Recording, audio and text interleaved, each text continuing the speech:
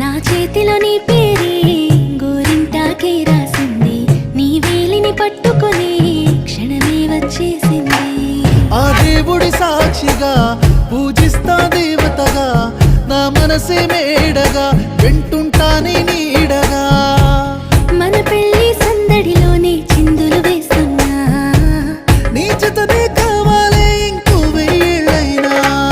రాత్రి చీకటిలో ఈ నగరమే నిద్రవుతుంది, నా నిదురను దోచేసి రూపం తనదయ్యింది.